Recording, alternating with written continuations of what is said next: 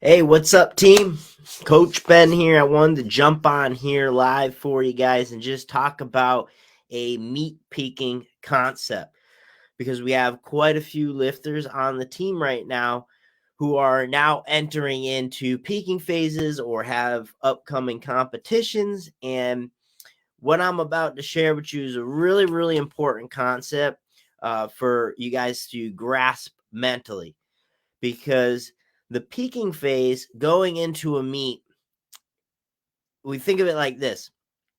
There's not much we're going to be doing in that time frame that is building new strength. Okay, you have to keep that in mind. When you are entering your peaking phase to the meet, you are not necessarily building new strength. That's already been accomplished. All right, that's what we've been doing this whole training cycle in the beginning. All right, our hypertrophy blocks, strength blocks, that's all building new muscle, building new strength. All right, during the peak, when you're going into the meet, we're not necessarily building new strength. We're just simply expressing the strength that we've already built.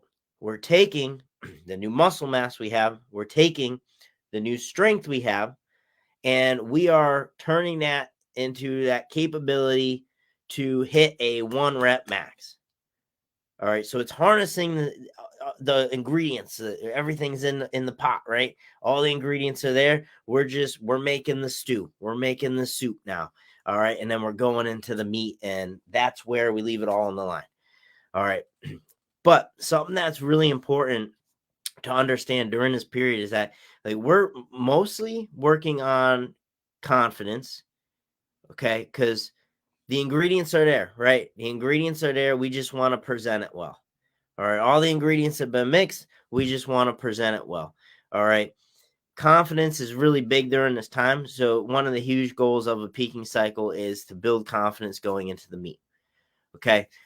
It's also a time, though, in which you're going to be stressing yourself in a very difficult way because you're going to have high neural fatigue. You're probably going to feel more tired.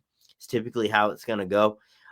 Yeah, you're going to probably have your general muscle soreness, sure, not nearly as much as when we're having a lot of volume at the beginning of a training cycle.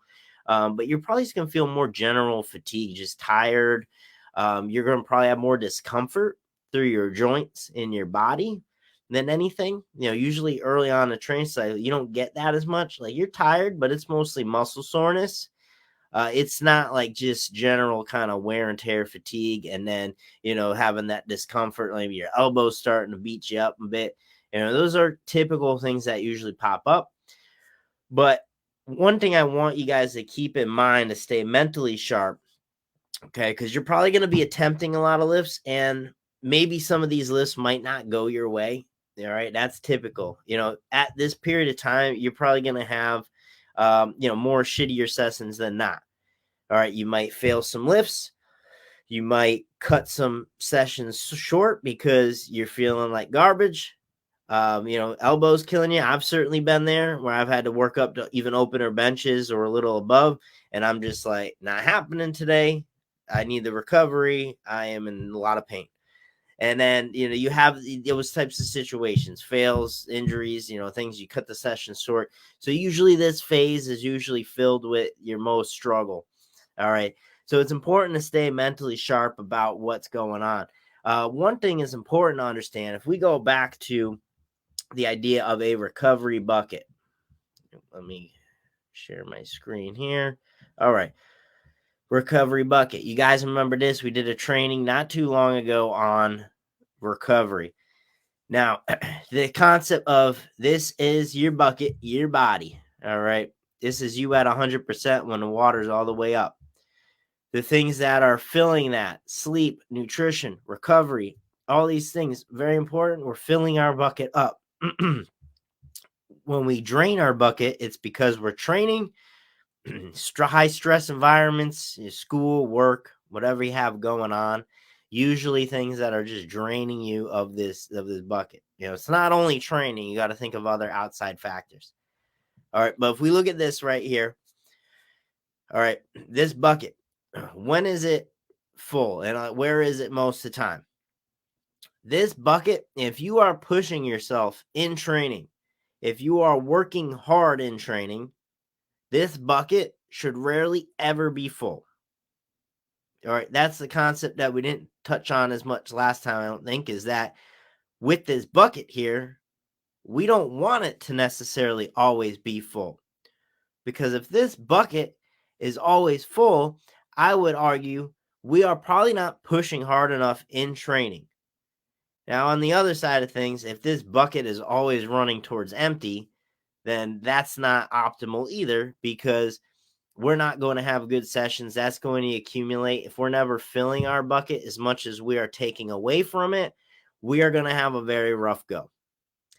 Okay. So that's why, from my perspective, meeting you where you're at in terms of your recovery capabilities, either meshing sessions together, or just meeting you at where you are in terms of how much volume that you can handle, this and that. It's very important that I'm always thinking from a coach's perspective, I'm trying to keep your bucket at least half full. All right. I would say we want our bucket half full to 3/4 full, never fully full and never really lower than half. All right. That's our optimal zone. Somewhere right in here where this line is, and right there. We go any lower, run into some trouble. We go any higher, we're just not pushing ourselves enough. And that's important to understand too. So coming back to it, when we are in meat peak, you got to understand our bucket is going to be probably as empty as it has been. This is a time period in which our bucket is probably running very low. So when you do have situations like certain injuries that may keep you from finishing a session, or you end up missing a lift just because you feel off that day. Sometimes you can't even put your finger on it. You're just like, wow, well, this is kind of a shitty day, and that's how it goes sometimes. You got to understand that your bucket is not close to full. So when those situations come up, and for example, my last multiply full power meet, I told you I cut that session short because I was getting immense elbow pain, tricep pain, just overuse. I know our athlete Tyler, he's going through a lot of forearm pain that comes with benching big, going into his meet. And to cut a session short and not be able to get through the work that you'd like to do that day, it sucks, right? But you got to remember, you are not training at full capacity, or at least you shouldn't be. All right. If we're pushing ourselves hard enough, our bucket shouldn't be full. So one of the biggest things in the meat peak is that we are getting recovered by the meat, because the only time your bucket should be as full as possible, brimming over the edge, is going into your meat. All right. That is why we have the recovery week. That is why we have that period of time where we got to chill out. We got to not train and just focus on recovery. All right. That last 4 weeks going into the meet, there is nothing that you are going to do to get stronger, but everything that you can do to screw yourself up. All right. I want to say that one more time. Going into the last 4 weeks of your training, there is nothing that you are going to do to get yourself to be a stronger individual other than confidence, technique. There's nothing that you are going to do to get stronger during that point in time, but everything that you can do to completely screw yourself up. All right, want that to sink home. So those last 4 weeks, really important. Recovery at the forefront. We need to push ourselves. We need to see, what we're working with in that expression of strength. What are our meet numbers going to be around? It's a critical time for planning and the realization of all this work we did. What is this yielding us in this time? So it's high pressure, it's high stress, but there's nothing you're going to do to get stronger. All right, recovery has to be at the forefront because our bucket's low. The only time our bucket should be full is going into the meet. So you got to think, when you have those bad sessions during your meet peak, your bucket's not full. You got to understand, if you give yourself time to recover, you're going to kill it at the meet because you've given yourself time to fully recover. So going back to it, that session I had to cut short. By now it's I know the routine. I just know I need recovery, So I mean, it's easy to say when you're sitting back in my shoes, you've been doing this for quite a while. That's just what you need. So I'm not worried about it, but I have to cut that session short. Early on in my training career, I would do everything to pound through it, completely beat myself into the ground and set myself up to a horrible place going into meet. But let me share this, for example. Going into that meet, I benched 775. I think it was 775 or 765 that meet, that full power meet. All right, I benched that number. Do you want to know what number that I completely failed and ate shit on during training? That was 600 pounds. All right, imagine early on, here I am having a real shit of a time with 600 pounds and expecting I'm going to be anywhere near 800 in the meet. I would be freaking myself out. But here I am eating shit with 600 pounds. And in 2 or 3 weeks' time, I'm thinking in my head, I'm going in and hitting around 800 pounds. All right. The reason why I'm comfortable with taking that loss on the 600 is because I know my bucket's not full and I need to get recovered going into the meet. So that's why I cut that session short. You see? So I figured this would be a really good training for a lot of you. Just of course, we're going into meets and stuff, kicking off the year fresh here. It's getting to be April. We're looking at nationals and stuff going here in the fall, and competitions in the heat. So a lot of you got meets going on. A lot of you are in the thick of it right now. So this is really important to understand that you got to take your losses. You understand your recovery bucket is running towards empty. The only time we want that bucket totally full is going into the meet. So meet peak objectives, confidence, technique development, just recovery, the big one. Okay. So I appreciate you guys watching.